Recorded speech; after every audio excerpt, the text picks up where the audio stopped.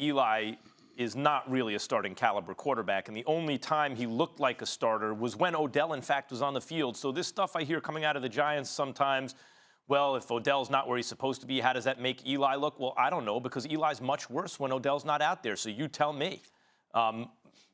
Eli Manning still has enough arm strength to make all the throws, but he doesn't seem to go through his progressions very well. He doesn't seem to identify open receivers. He seems to, I hate to say it, because he was the toughest guy. He was as tough as anyone who ever played the game at the position in his prime. He seems to pack it in to me when the pressure comes in the last couple of years.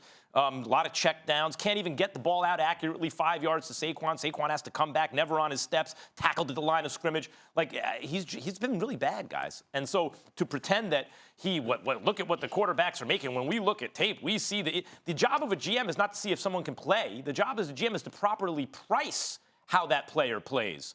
Now, here's the issue. When he talks about an offer they couldn't refuse, let's not forget the Zeitler for Olivier Vernon trade was kind of folded into this one. It was all part of the same deal. So Zeitler is a great pickup. $10 million a year, more or less. He's in his prime now. You got him through age 31 the next several years at a reasonable price for an all-pro caliber pass blocker at the guard position. They need help on the offensive line. Fine, that's a good get. The 17th pick in the first round, okay. For a talent like Odell. And then the third-round pick practically doesn't count. It's the last pick in the third round. They had 2 third-round picks. You got the lesser one. It's like a fourth-round pick almost. That's what you're bragging about? Yeah. And you had to give up for that Odell and Olivier Vernon, who, by the way, I think is a little underrated, to tell you the truth, the way the Giants were using him and as much as the defense had to be on the field. The point is that that's not a blow-you-away kind of, oh, my God, we had to do a trade. And we talked about this, Lewis.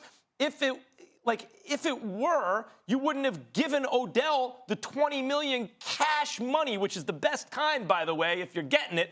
You wouldn't have given him that and had this huge dead cap hit on your books. Now that 17th pick in the first round is not a steal because it's an impact player for low money. You're paying huge money for a guy who may not even be an impact player. It doesn't make any sense.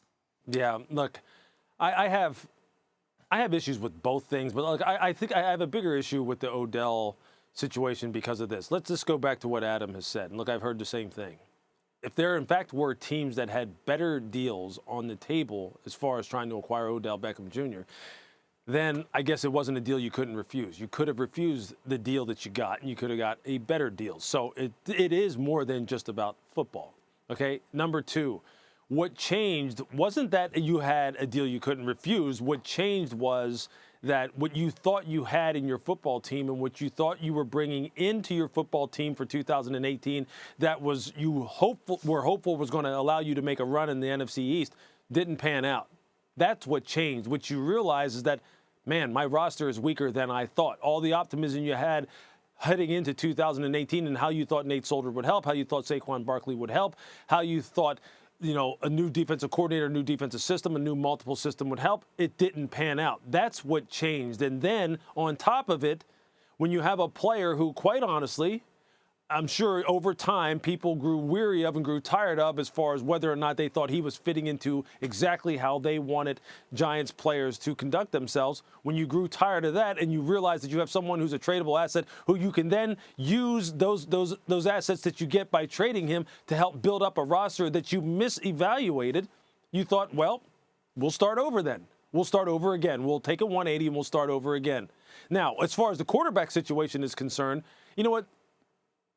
It's very subjective and it's very emotional when you're talking about quarterbacks a lot of times. A lot of times it doesn't have a whole lot of objectivity to it because you're talking about a guy who's won 2 Super Bowls for him, who people have personal relationships with, all right? So let's just throw that out the window. Let's just fast forward, though, as far as what are they going to do looking forward to 2020 and beyond? And 2019 and beyond. Let's just start there. Are they going to draft a quarterback in this year's draft? This is where the quarterback discussion becomes interesting for me. Because if they don't take one, which you are hearing rumblings more and more about them not taking a quarterback in this year's draft, and that they think that Eli doesn't have just 1 year, but maybe a few years left, given the circumstances that they could hopefully create where the offensive line continues to get stronger with the addition of Kevin Zeitler, with the improvement of Will Hernandez, with the improvement of Nate Solder, with the improvement of Saquon Barkley, and maybe they add a wide receiver somewhere to not. Lewis, that's my problem. That's what this is. This was a misevaluation issue for me. No, That's what this was. What it Simple is as that. let's be honest. What it is, it's a dumb plan. Here's a good plan. Here's a reasonable plan which I could buy whether or not it's good. Look, we're keeping Eli because we're drafting Haskins. We're going to get him with a 6th pick, or we picked up an asset to jump up and get him because we won a few too many games. We're going to draft Haskins. He's going to learn under Eli. He needs about a year of seasoning. We're not going to just rush him. Okay, I can understand. That's why we picked up Zeitler, you know, and as you mentioned, Hernandez. Maybe we'll draft a right tackle, and we'll draft the defense. Okay, that's one plan. Here's another plan.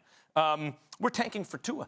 And, you know, like, we don't think there's any – we're not going to try to invent a franchise quarterback in this draft. We don't see it. We don't believe in Kyler. We're not going to get Kyler Murray anyway. We don't believe in Haskins or Drew Lock or any one of those guys. Which, quite honestly, the whole tank – I'm just saying, like, I know what you're saying. There is a plan at least I can see. I just want to say this, though.